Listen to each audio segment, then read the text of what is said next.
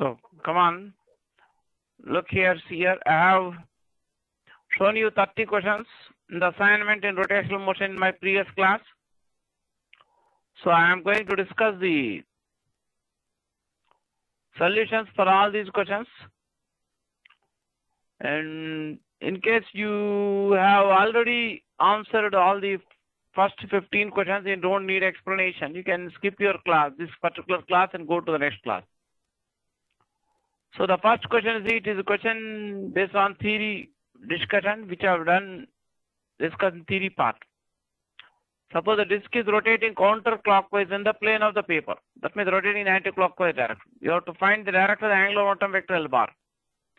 As discussed in the past in the theory discussion, when a particle or a plane rigid body, like a circular disk, rotates in the plane of the diagram in anti-clockwise sense,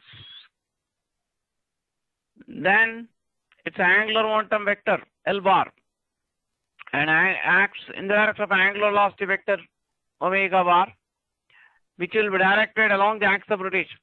That means if the particle or disk rotates in the plane of the diagram in anti-clockwise sense, then its angular velocity vector omega bar acts perpendicular to the plane of the diagram and directed outwards along the axis of rotation. Outwards will be perpendicular to the plane of the paper towards you. The easier way to make out this is like this.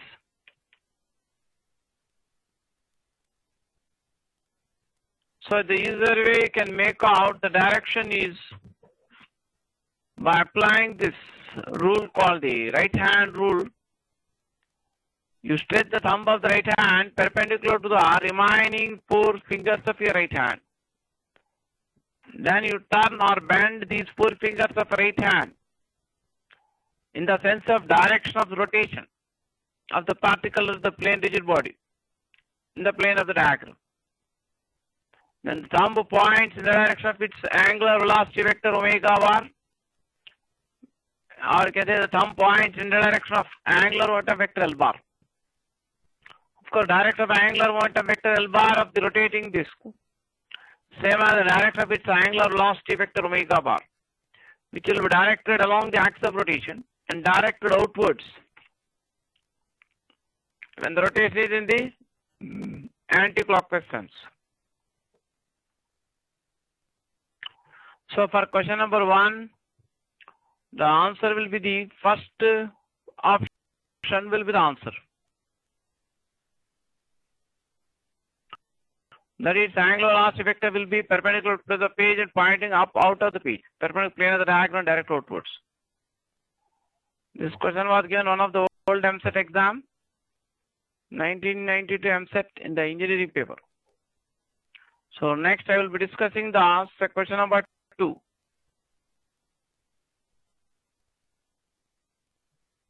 Come on, look at the question number 2. The frequency of revolution of the wheel increases from 1200 to 4500 revolutions per minute in 10 seconds. The number of revolutions during this time is, the frequency of revolution represents number of revolutions completed per unit time. For calculations in SI system, the frequency of revolution should be expressed per second. So initial frequency of revolution are denoted by n subscript I. That is 1200 revolutions per minute.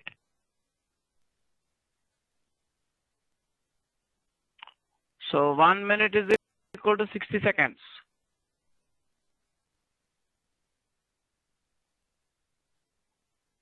So this will be equal to 20 revolutions per second. So initial angular speed are denoted by omega subscript I.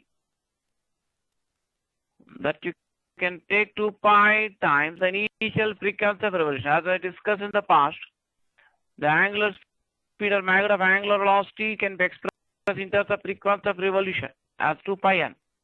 Here n is the number of revolutions completed per second or frequency of rotation. So initial frequency of revolution is 20 revolutions per second. For each revolution it covers 2 pi radians. So initial angular speed you can write 2 pi into 20 radians per second. The new frequency of revolution or final frequency of revolution are denoted by n subscript f, which is equal to 4,500 revolutions per minute, or 4,500 revolutions. You can write 1 minute equal to 60 seconds. Can simplify this.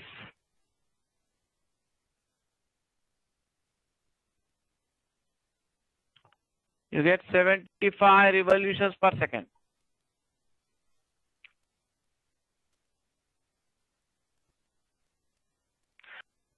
So final angular speed of rotation, you can write 2 pi times final frequency of revolution. Or you can write 2 pi into 75 radian per second. The time taken for the frequency to increase from 1200 to 4500 revolutions per minute is 10 seconds. So you have to know the initial angular speed omega I, you know the final angular speed, you know the time interval, you have to find the angular displacement to find number of revolutions. So use the equation rotational kinematics in terms of these 4 letters. You're not given the value of alpha and you are not asked to find the angular acceleration alpha. So you can select the equation without alpha. So if angular velocity is increasing uniformly with the time, I can assume alpha to be constant. Then angular displacement covered in a given time interval. You can write time in average angular speed into time interval. So that will be 2 pi into 20 plus 75 by 2 radian per second into 10 seconds. If Kaplan is the number of revolutions completed in the given time interval, for each revolution angular displacement will be 2 pi n. So number of revolutions completed by the wheel in the given time interval can write magnitude of angular displacement for the given time interval divided by 2 pi. So you can write, substitute the value of theta here. Theta equal to, if you simplify this,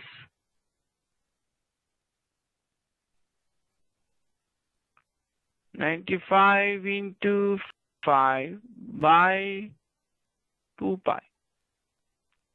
This can be simplified. So those who want to copy the solution of the problem, they can take a pause and copy the solution of the problem. Answer will be 475. So for question number 2, which I have just discussed, the third option will be the answer. Then see the next question, question number 3. A wheel starting from rest is rotating with a constant angular acceleration of 2 radians per second square. An observer notes that it traces an angle of 120 radians in a 4-second time interval. For how long the wheel has been rotated when the observer started his observation? That means that when the wheel started the rotation, the observer has not started the observation. Let us suppose the wheel has been rotated for a time interval of t1 seconds. T1 expressed in seconds, before the observer started the observation. That means the angular speed of the wheel increases from 0 to, say, to omega 1. Let us suppose the angular speed of the wheel increases from 0 to omega 1 before the observer started his observation. Let us suppose the wheel has been rotated for a time interval t1 expressed in seconds before the observer started his observation. So you are asked to find t1. For that you have to find omega 1. Now starting with the angular speed omega 1, the wheel has rotated through an angle of 120 radian in a time interval of 4 seconds. So angular acceleration alpha is given to be 2 radian per second square, and theta equal to 120 radian in a 4-second time interval starting with initial angular speed omega 1. So here alpha can be assumed to be constant. It is given to be constant. So you can write theta equal to, for this 4-second time interval, initial angular speed is omega 1. You can write theta equal to omega 1 into t plus half alpha t square. So you can substitute all the given data. Theta is 120 radian and t equal to 4 seconds. So alpha is given to be 2 radian per second square and t equal to 4 seconds. And this can be simplified by you to find omega 1.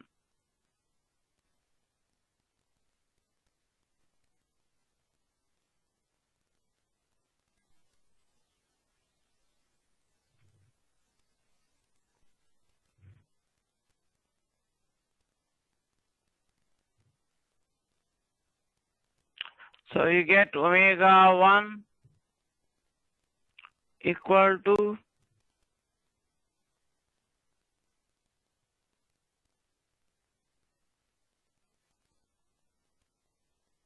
can simplify this.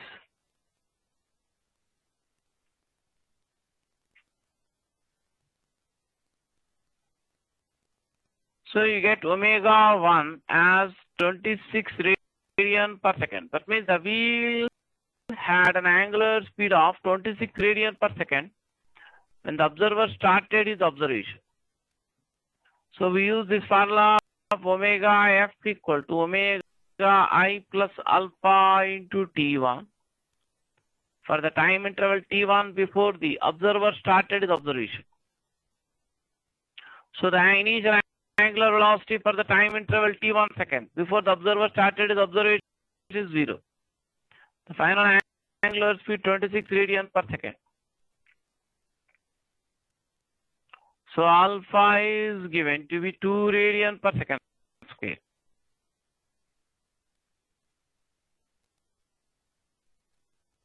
So you get t1 equal 13 seconds. So the wheel had been rotated for a time interval of 13 seconds before the observer started his observation.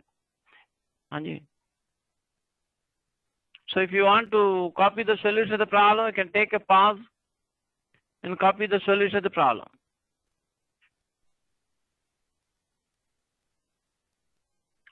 So for question number 3, as we have seen, the answer is 13 seconds.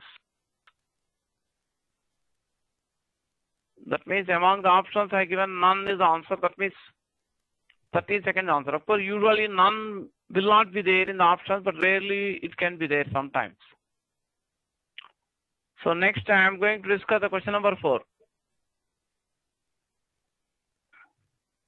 So look at the question number 4. A grindstone starts from rest and has constant angular acceleration of 3 radian per second square. The radius of grindstone is 0.5 meter. So the tangential speed of the particle on the rim at the end of 2 seconds is. So the particle at the rim of the stone, that means near the edge of the stone, grindstone, moves in a circular path of radius equal to the radius of the grindstone. The radius of grindstone is given to 0.5 meters. So a particle near the rim means the edge of the grindstone will move in a circular path of radius r equal to 0.5 meters. The grindstone started from rest and is rotating with a constant angular acceleration of 3 radians per second square. So initial angular velocity is 0.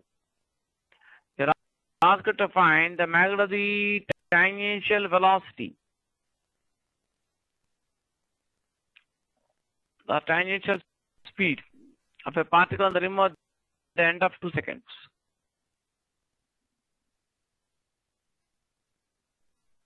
So find tangential speed, you have to find angular speed. So final angular speed of the wheel can be found by using the equation omega f equal omega I plus alpha t. Initial angular speed is 0. To find final angular speed after 2 seconds, put t equal to 2 seconds, and alpha is given to 3 radians per second square. Therefore, final angular speed of the wheel at the end of 2 seconds will be of the body 6 radians per second. So tangential speed or magnitude of the tangential velocity of a point at the rim of the wheel at t equal to 2 seconds can be written as r into omega. Then omega is the angular speed of the grindstone at that instant. So r is 0.5 meters.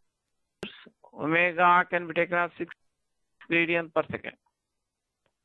So you get the answer as 3 meters per second. So if you want to copy the solution of the problem, you can take a pause and copy the solution of the problem. So for question number 4, which I just discussed, third option is answer. Come on, look at the next question, question number 5. In the previous question, centripetal acceleration of the particle on the rim at the end of 2 seconds. So magnitude of the centripetal acceleration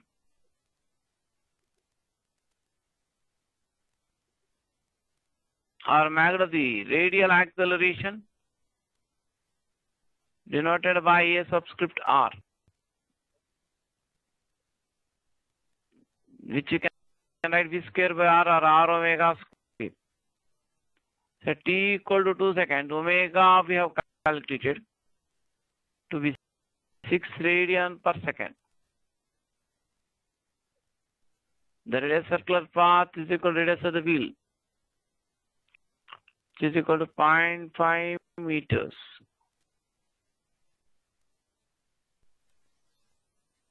So you get the answer as 18 meters per second square.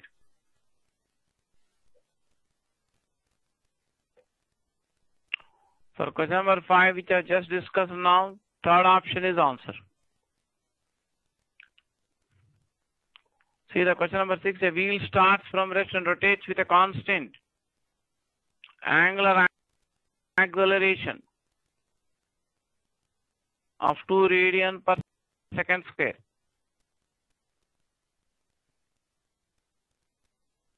The angular speed of the wheel when the wheel has rotated through an angle of 9 radians is.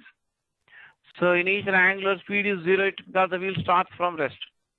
Angular acceleration alpha is 2 radians per second. Okay. You have to find the final angular speed of the wheel when the angular displacement theta equal to 9 radians. So direct substitution problem. You have to select the equation in rotational kinematics involving these 4 letters. That is, you can write omega f square minus omega I square equal to 2 alpha theta. Come on.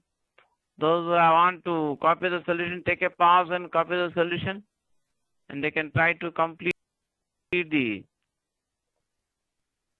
calculation.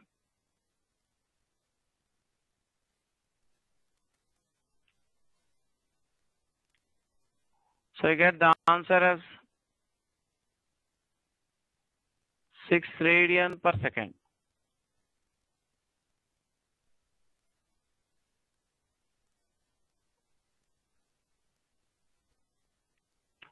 So for the question number 6, which I just discussed, the first option will be the answer. See the next question then. A wheel is at rest, so initial angular velocity is 0.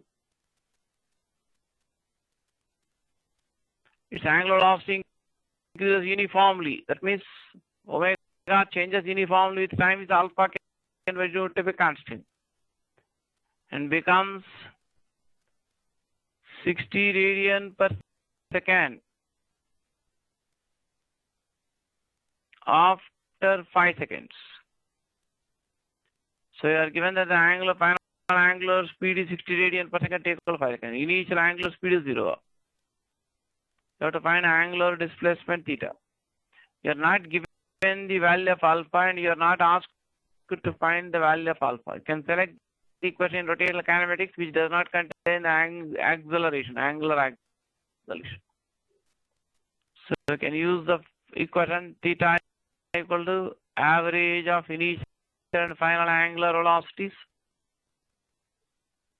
multiplied by the time interval.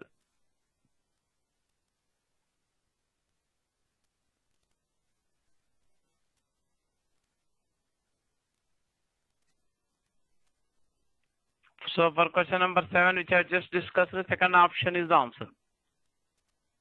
So and see the question number 8 here. This I have discussed in the theory. Out of infinite number of straight lines which may be drawn parallel to the given direction, the moment of inertia of a body is least about the axis passing through its center of mass. So first option will be the answer which I discussed in the theory. Because according to the parallax theorem, moment of inertia of rigid body about any axis is given by ICM plus mh square. ICM is the moment of inertia about the parallax through the center of mass. M is the total mass of the rigid body and h is the perpendicular distance between the two axes. So I will be minimum parallel to a given direction. Parallel to a given direction, I will be minimum when h square is minimum. Minimum value of h square is 0 or h is 0. H is 0 about the axis through center of mass. So first option is answered. See the question number 9. The moment of inertia of a solid sphere of mass m and radius r about a tangent to its surface. So you can draw a tangent to the surface of sphere. Let I be the moment of inertia about a tangent to surface of sphere. We can apply parallax theorem to find this moment of inertia I.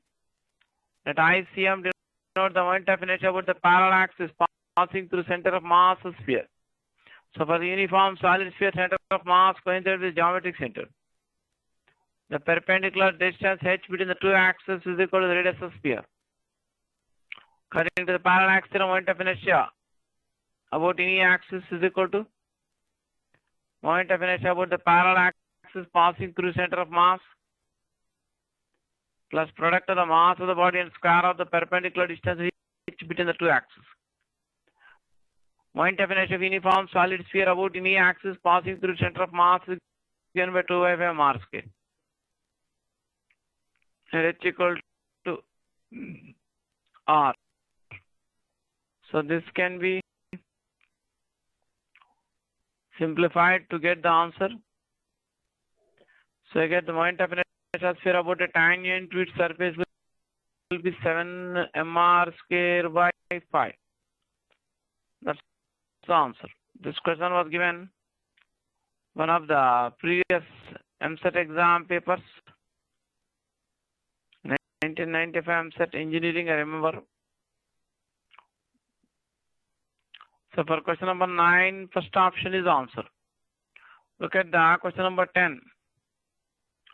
The moment of inertia of uniform thin circular ring about the axis passing through its center and perpendicular plane of the ring is equal to I. The moment of inertia about tangent in its plane is equal to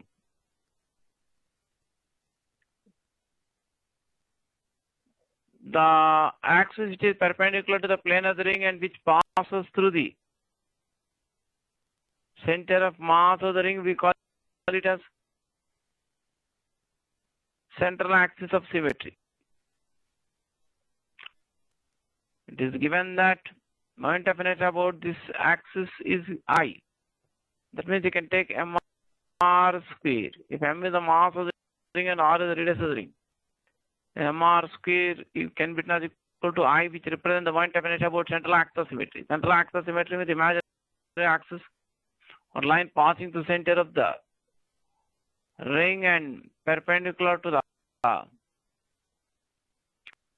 plane of the ring. Earlier I told you from perpendicular axis theorem,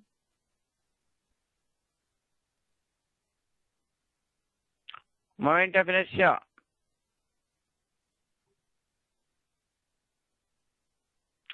of a plane body about an axis perpendicular to the plane of the body can be written as sum of its moment of inertia about any two mutually perpendicular axes in the plane of the body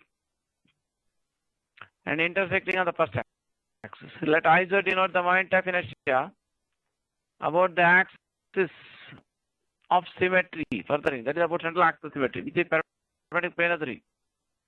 Ix is the moment of inertia about one of the diameters of the ring. Iy is the moment of inertia about another diameter of the ring, which is perpendicular to the first diameter. By symmetry, Ix and Iy will be equal. Let I subscript d denote the moment of inertia of the ring about a diameter.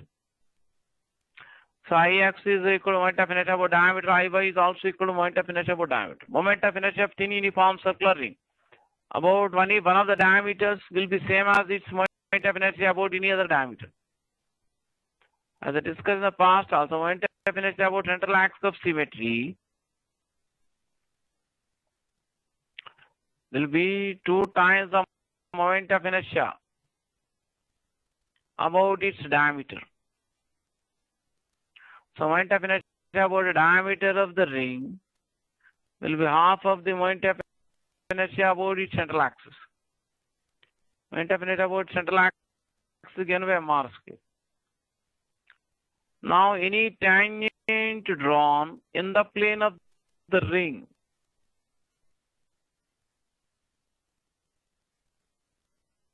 will be parallel to one of the diameters of the ring.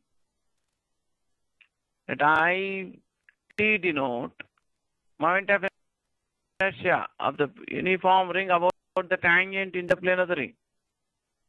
Any tangent drawn in the plane of the ring will parallel to one of the diameters of the ring. Let ICM denote the moment of inertia about the parallel axis passing through its center of mass. Let IT denote the moment of inertia about tangent in the plane of the ring, and let ICM denote the moment of inertia about the parallel axis passing through center of mass of the ring. Let O be center of mass of the ring. That is ICM in this case will be equal to moment of inertia about the diameter. The perpendicular distance between the two axes is equal to radius of the ring. According to parallel axis theorem, moment of inertia about any axis will be equal to moment of inertia about the parallel axis passing through its center of mass plus product of the mass of the body and square of the perpendicular distance h between the two axes. Here the perpendicular distance h between the two axes is equal to radius of the ring. Therefore, moment of inertia about a tangent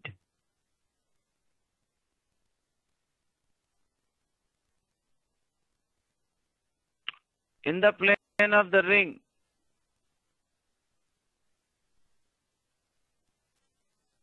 will be equal to moment of inertia about the parallel axis through its center of mass, means moment of inertia about diameter, plus mh square, h is the perpendicular distance between the two axes, that is equal to radius of the ring.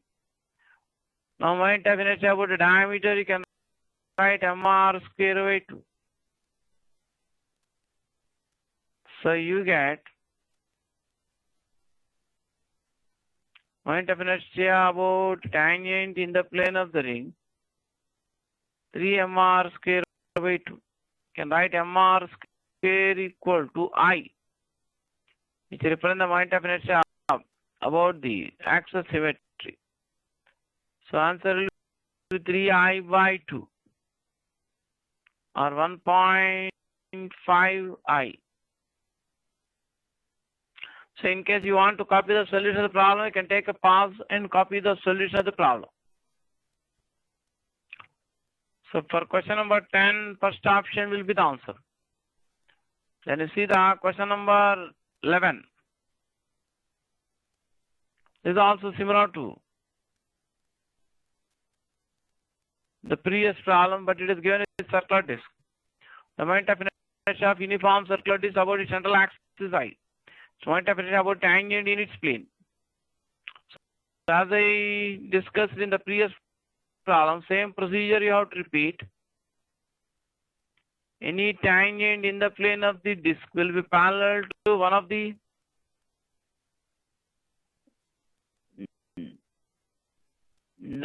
diameters of the disc. Let IT denote the moment of inertia about tangent in the plane of the disc. Then according to parallax theorem, moment of inertia about any axis can be written as moment of inertia about the parallel axis passing through its center of mass plus product of the mass of the body and square of the perpendicular distance h between the two axes. So any tangent drawn in the plane of the disc will be parallel to one of the diameters of the disc. That means here ICM can be taken as moment of inertia about the diameter of the disc. Moment of inertia of uniform circular disc about its central axis of symmetry is given by mr square by 2, which is given to be I. So mr square you can write 2I.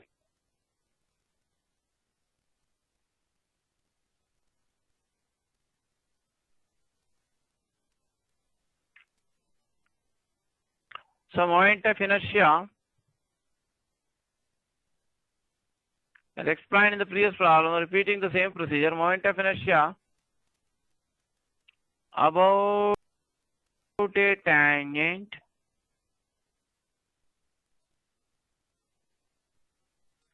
in the plane of the disc will be equal to moment of inertia about the parallel axis through its center of mass, means will be equal to moment of inertia about diameter plus product of the mass of the body and square of the perpendicular distance h between the two axes. The perpendicular distance h between the two axes is equal to radius of the disc here. So moment of inertia about diameter, you can write it as half of the moment of inertia about central axis symmetry. As explained earlier, using one of the results I have discussed in the perpendicular axis theorem. Moment of inertia of thin uniform circular disc or ring about a diameter will have half of its moment of inertia about central axis symmetry. Moment of inertia of uniform circular disc about its central axis symmetry is given by mr square by 2.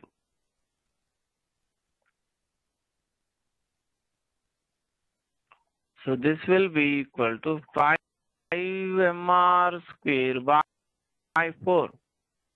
Can write mr square equal to 2I. Where I represent the moment of inertia about central axis symmetry. So you get the answer as 5I by 2 or 2.5I. So if you want to copy the solution of the problem, you can take a pause and copy the solution of the problem. So for question number 11, which I just discussed, second option will be the answer. And look at the next question. Question number 12. A thin uniform rod of length L and linear density lambda rotates with an angular velocity omega about an axis perpendicular to the rod and passing through the midpoint. Kinetic energy of rotation will be, so kinetic energy of rigid body performing pure rotational motion about a fixed axis is with an angular velocity omega is given by k equal half I omega square.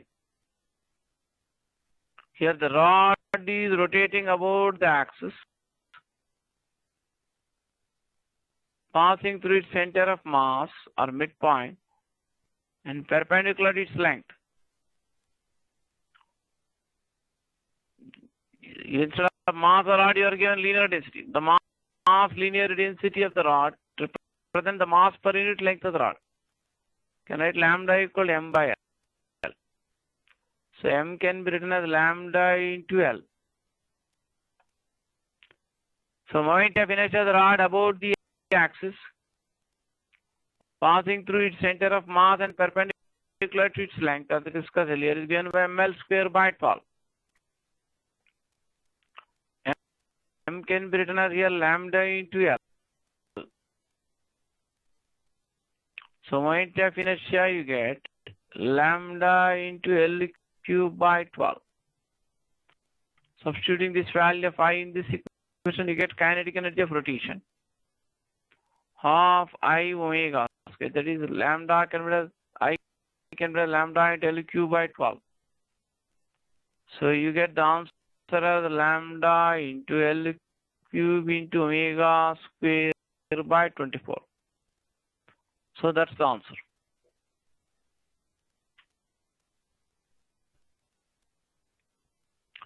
So for question number 12, first option is answer. Then see the question number 13. Similar question I have already discussed earlier in the 11th problem.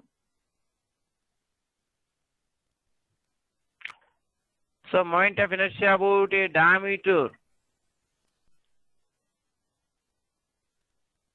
of the ring will be, it is given that rotational inertia of circular ring about its diameter 2 units. Rotational inertia about tangent line in the plane of the ring. So moment of inertia about circular ring about its diameter will be half of its moment of inertia about the central axis. Moment of inertia about central axis of symmetry for the ring is mr square. M is the mass ring, r is the radius of the ring. So any tangent drawn as explained previously in the plane of the ring will be parallel to one of the diameters of the ring. And any diameter will be passing through the center of the ring. The perpendicular distance between the tangent drawn in the plane of the ring and one of the parallel axis through its center of mass of the ring will be equal to radius of the ring. So from parallax theorem we can write moment of inertia about a tangent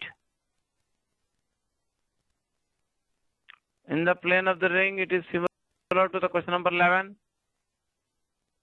So follow the question number 11, you can solve this problem with the same procedure.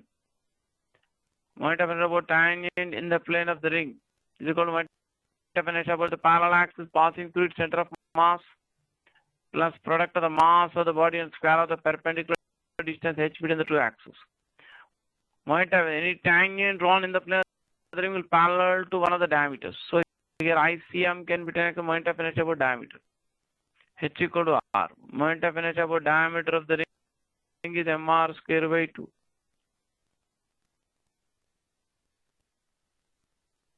So that will be 3 by 3 into mr square by 2. So mr square by 2 gives you the moment of inertia about diameter,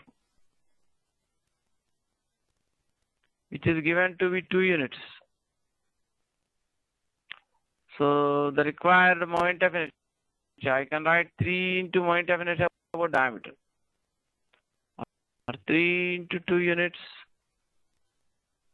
Our answer will be 6 units.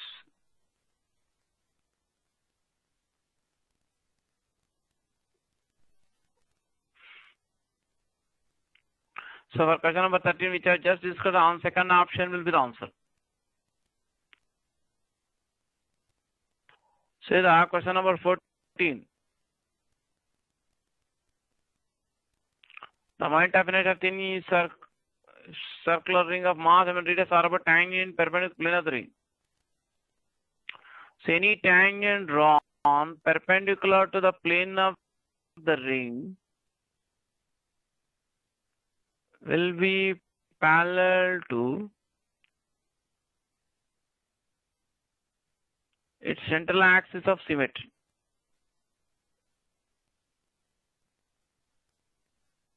Any tangent drawn, this is a tangent on the left hand side, which is drawn perpendicular to the plane of the ring, will be parallel to the central axis of symmetry. The central axis of symmetry means the imaginary line passing through the center of the ring and perpendicular plane of the ring. Let I denote the moment of inertia about the tangent perpendicular plane of the ring. Let ICM denote the moment of inertia about the parallel axis passing through its center of mass. The perpendicular distance between the two axes, which is denoted by h, in this case is equal to the radius of the ring. Applying the parallax theorem, so moment of inertia about a tangent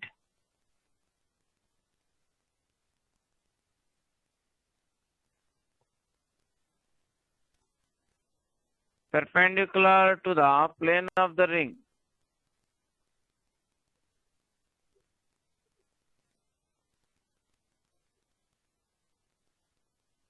will be equal to its moment of inertia about the parallel axis passing through its center of mass plus product of the mass of the body and square of the perpendicular distance h between the two axes.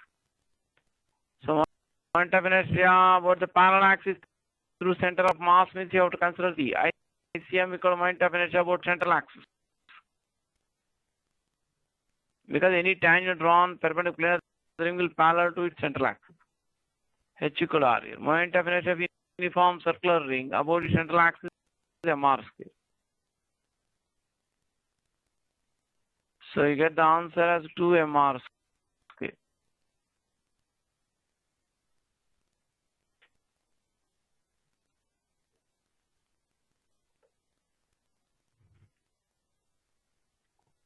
So for question number 14, second option is answer.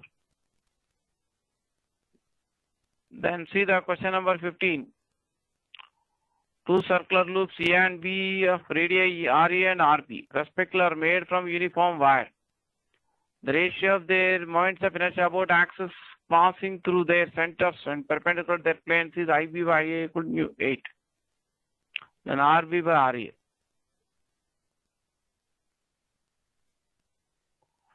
So the two loops are made up of uniform wire. Uniform wire means mass per unit length will be same. Let lambda denote the mass per unit length, which we call mass linear density of the wire.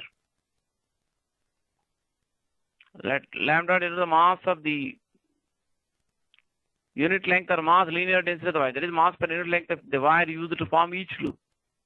They are made up of same uniform wire, so lambda will be same. So mass of the first wire, mass of the first circular loop, A, is equal to mass per unit length into length of the first circular loop. Length of the first circular loop can write 2 pi into radius of first circular loop. Mass of second circular loop B can be as mass per unit length into 2 pi times radius of second circular loop B. So ratio of the mass of the loop B divided by mass of the loop A. Can write lambda into 2 pi into radius of B divided by lambda into 2 pi into radius of B. So mass of B by mass of A can write radius of B by radius of A. The circular loop can be treated like a circular ring here. Here IA is the moment of inertia of first circular loop A about its central axis, which you can write mass of the ring A into square of the radius of ring A. I subscript B represents the moment of inertia of second circular loop or second ring about its the axis perpendicular plane of the ring and passing through its center. That means about its central axis. You can write using the formula I equal to mr square for each loop or ring separately. IB can write m into RB square. So IB by IA, MB by MA, you can substitute RB by RA.